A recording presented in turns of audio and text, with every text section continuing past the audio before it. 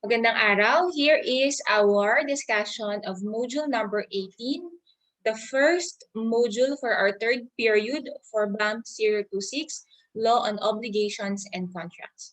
Our lesson title is Contracts General Provisions. Our lesson objectives at the end of this module, you can define contract. Number 2, state the classifications of contract. And number 3, explain the stages of contract. For our productivity tip, to be productive, it is important to focus on one goal at a time. Keep your energy flowing in one direction. Not only will this technique assure you that you will finish one task at a time, but also this will also make you feel more effective in achieving your daily goal. Happy learning. So for the meantime, please focus all your energy and attention to this particular module until you are finished. Our lesson preview. Alam ko lahat sa inyo pamilyar kung anong ibig sabihin ng contract. At alam nyo din noong pinag-aralan natin sa first module, according to Article 1157, contract is one of the sources of obligation. Contract embodied the understanding between parties as to the scope of the work or business relationship so that no one can claim any misunderstandings later. If executed correctly, they are binding between the contracting parties and legally enforceable in the court of law.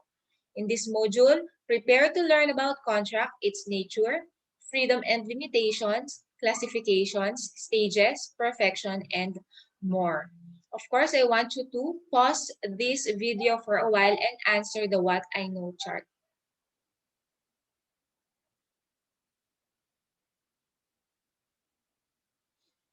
Let's talk about contract. Article 1305. A contract is a meeting of the minds between two persons whereby one binds himself with respect to the other to give something or to render some service. Article 1305 provides the definition of a contract. Note the phrase in the meaning. Contract is meeting of the minds of two persons. So you need to take note of that particular phrase. Why? Because this implies that a contract is born whenever there is meeting of the minds between two persons, which takes place when an offer by one party is accepted by the other. Kailan ba nagkakaroon ng meeting of the minds? Kasi importante na malaman natin yung kung kailan ba talaga nagkakaroon ng meeting of the minds dahil ang kontrata daw ay meeting of the minds between two persons. Ayan. So, again, bumalik tayo sa tanong, kailan ba nagkakaroon ng meeting of the minds? Ang sagot, nagkakaroon ng meeting of the minds kapag merong offer at meron ding acceptance.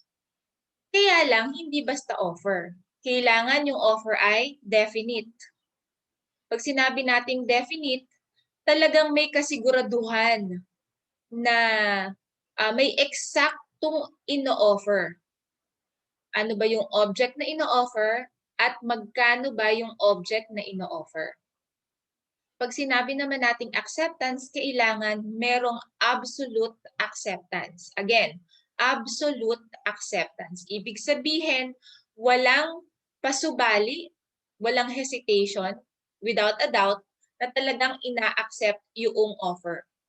Kapag yung dalawang aspeto na yan ay present, the definite offer and the absolute acceptance, then there is meeting of the minds and therefore there is contract. Yeah.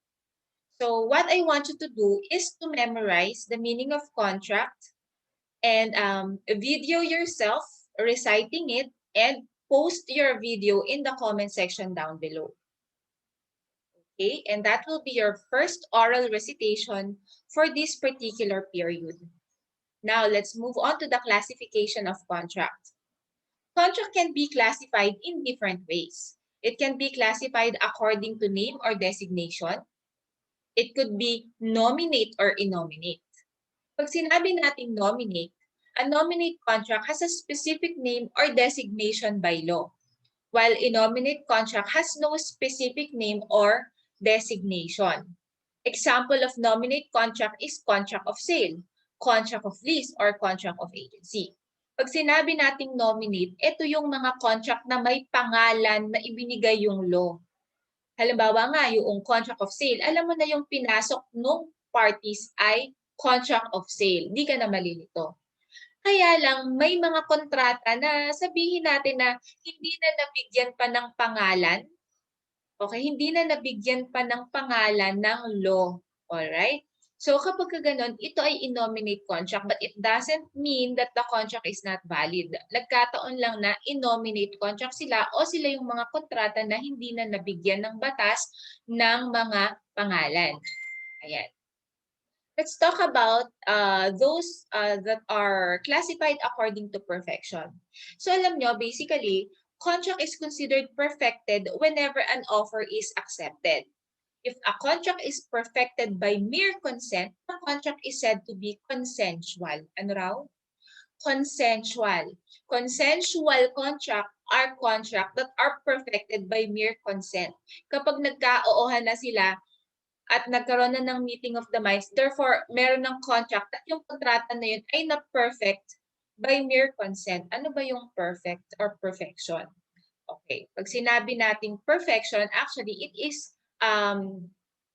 is the stage of the life of the contract where the contract was actually born or nagkaroon ng inception of the contract.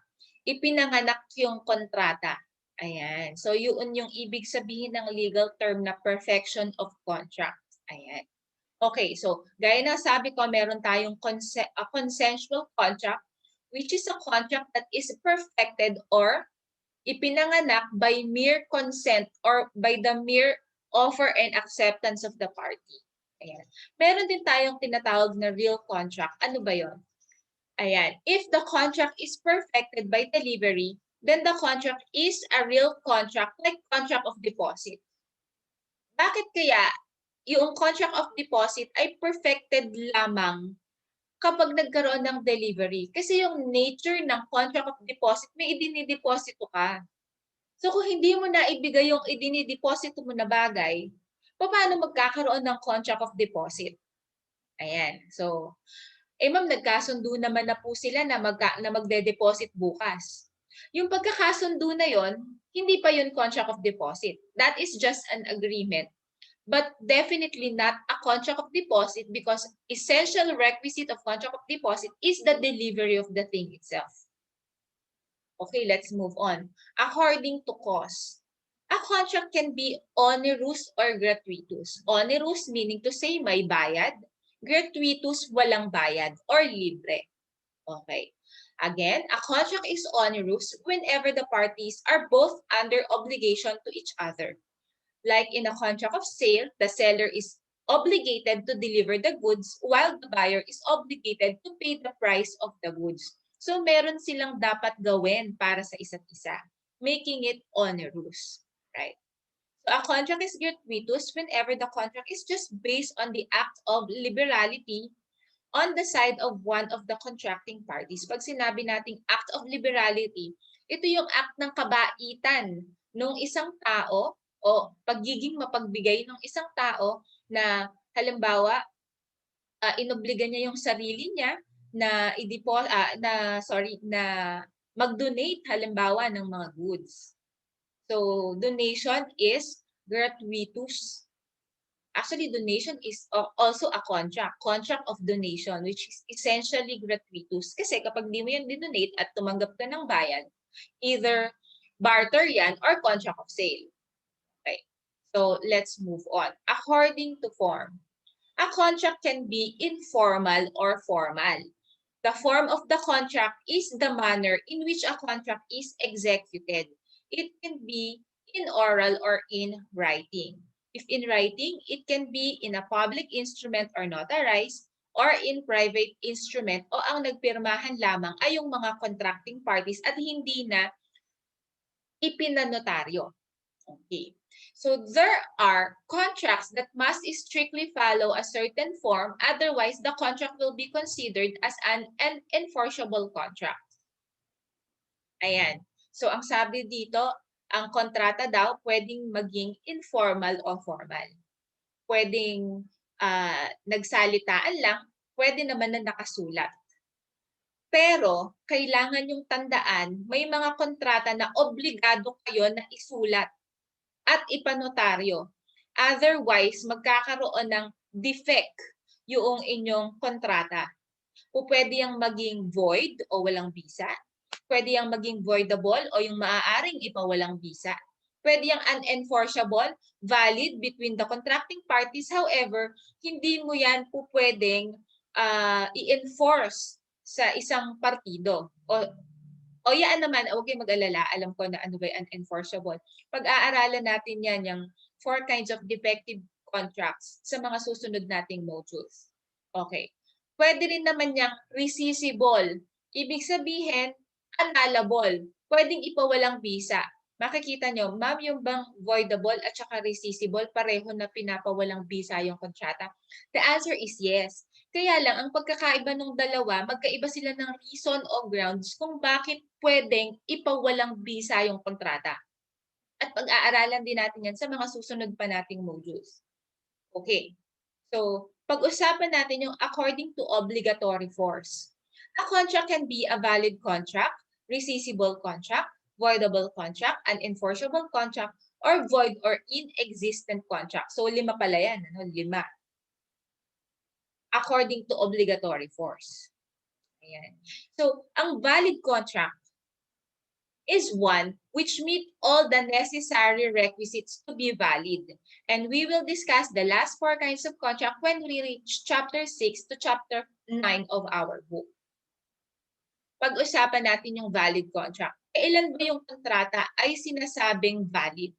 Alam nyo, yung kontrata, meron yung tinatawag na requisites o yung mga essential na mga elemento para masabi natin na yung kontrata ay walang depekto or valid. Gaya ng kailangan, meron siyang consent, meron siyang object, at meron siyang consideration. So, 3.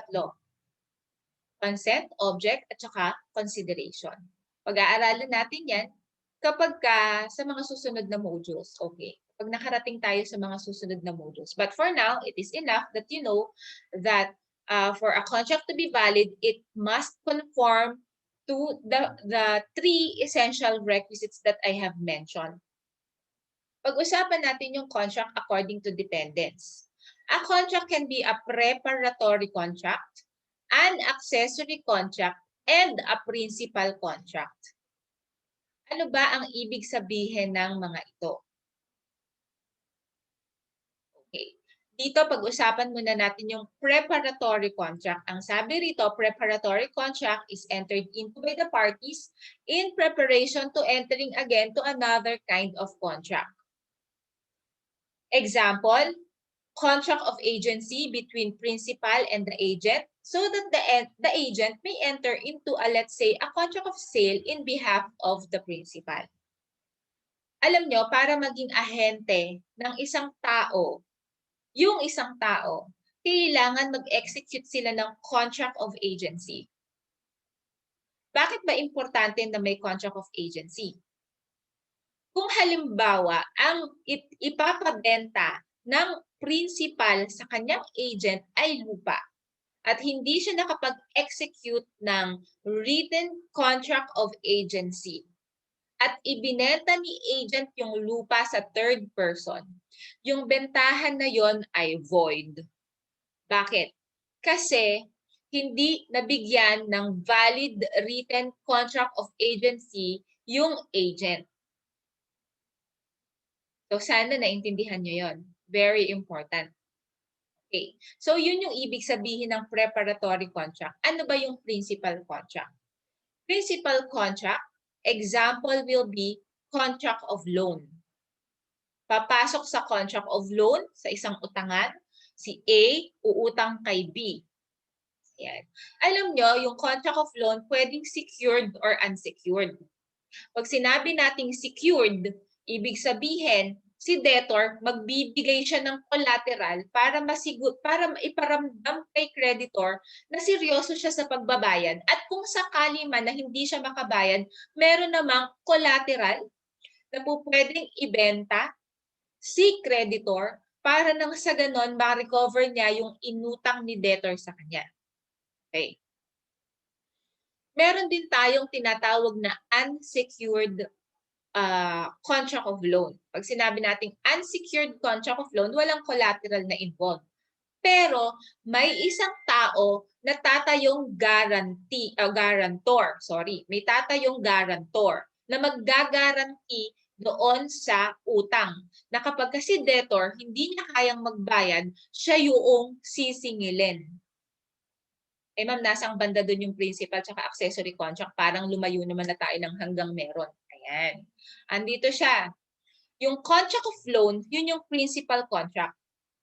Yung contract of guarantee, yun yung accessory contract.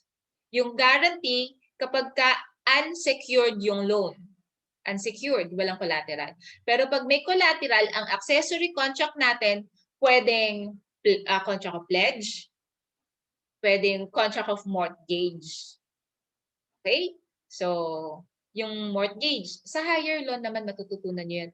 Yung mortgage may dalawang klase, chattel mortgage at saka real mortgage. So, ang point lang dito natin ay para lang malaman nyo ano ba ang pagkakaiba ng preparatory, accessory, at principal contract. Sana naipaliwanag kong mabuti at sana naintindihan ninyo. Okay. So, pag-usapan natin yung according to risks. A contract can be a commutative contract or an aleatory contract. A commutative contract is where the amount to be given is an equivalent of the thing to be received. Yung tinanggap mo ay kasing kahalaga ng ibinigay mo. Now, on the other hand, an aleatory contract is a contract which is based on hope and expectancy, like buying a lotto ticket.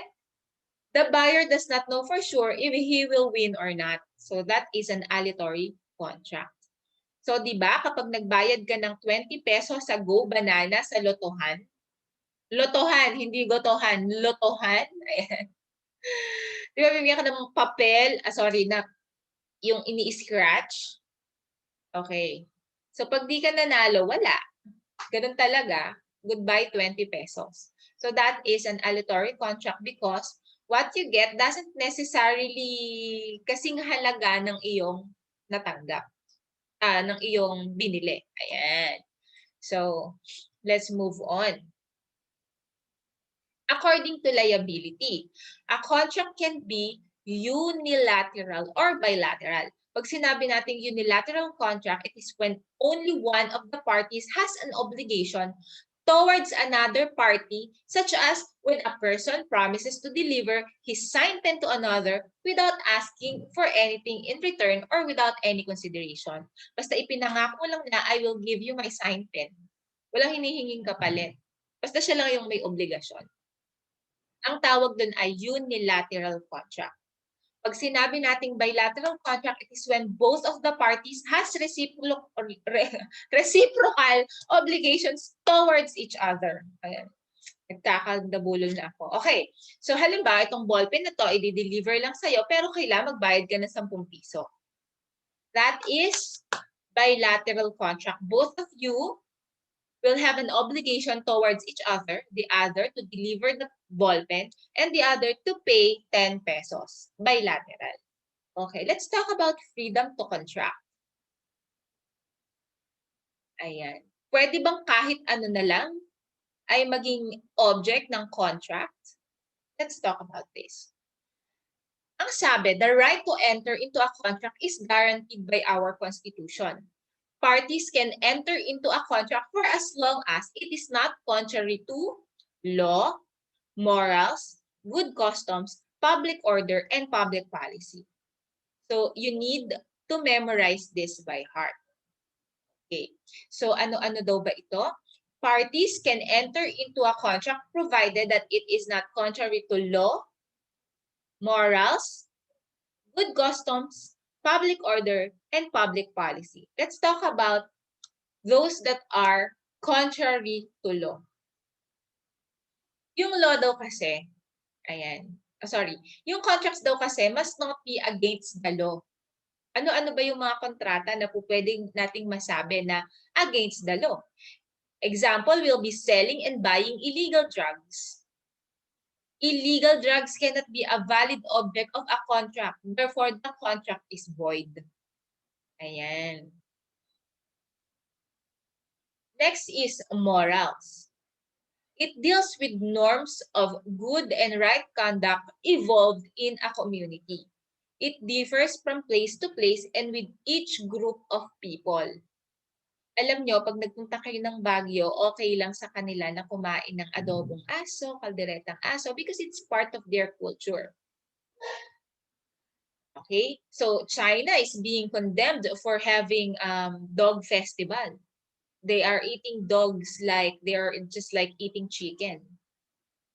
Parang normal na normal para sa kanila. But all over the world, people are condemning the same because it is against the morality of their place.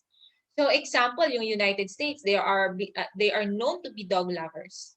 So sila yung mga kauna-unahang mga tao na talaga naman na sabihin natin na offend at nagagalit talaga sa Chinese culture na pagkain ng aso. Okay. But of course, um, yung ganito is based on morals of each particular place. Ayan. Next is good customs. It consists of habits and practices which through long usage have been followed and enforced by society. So sometimes, the spheres of morals and good customs may overlap. Kasi di ba, parang pag sinasabi natin na morals at saka good customs almost parang pareho, nag-overlap siya paminsan-minsan. Okay. So, ang point lang naman dito is kahit hindi mo naman talaga ma-identify exactly if it is against moral or against good custom, the fact na alam mo na labag siya sa morals or good customs ay magiging void na yung contract na pinasok mo. Why? Because contracts that are entered into having its object contrary to morals and good customs, contract will be considered as void. And so in the Philippines, it is customary for us to show respect to elders. That is why a contract whereby A binds himself to kick his father is against good custom. Actually, pwede rin yung, sige nga, pagka nga, nakita mo yung lola mo, huwag kang magmano. Nabin mo nga. Ayan. So, that will be against good customs. Next is public order. So, public order, it refers principally to public safety, although it has been considered to mean also the public will. Okay. Next is public policy. It is broader than public order because any policy for common good is considered as public policy. So pag sinabi nating broader than public order, it means to say na under ng umbrella ng public policy yung public order. Ayan. So a contract that may be proved dangerous to public is void even though the actual injury has not happened yet. Okay. Stages in the life of the contract. So we have the preparation or negotiation. At this stage, the parties have not yet arrived at any definite agreement. There is an offer but not yet accepted by the other party. So po pwedeng dito sa negotiation or preparation, may offer, halimbawa, may presyo na definite. However, po pwede na yung other party ay tumatawad pa. Ayan. So nakikinegotiate pa sa presyo, nane-negotiate pa yung condition, nane-negotiate pa yung baka pwedeng installment, etc. So part dito, wala pa talagang meeting of the minds. Let's talk about perfection or birth. This is the stage where the parties have come to a definite agreement or meeting of the minds regarding the subject matter and the cause of the contract. It is the stage where all the elements of a valid contract concur. Naipaliwanag ko naman sa inyo kanina yung perfection or birth of contract. So let's talk about consummation or termination. This is the stage where the parties have performed their respective obligation. Halimbawa, si debtor na i-deliver na niya yung goods at sorry ha, sandali. Alam nyo kasi sa bilateral contract, medyo malilito kayo dyan. Okay, so sabihin natin na si buyer ay nagbayad na at si seller ay nakapag-deliver na. So there is consummation or termination. Okay.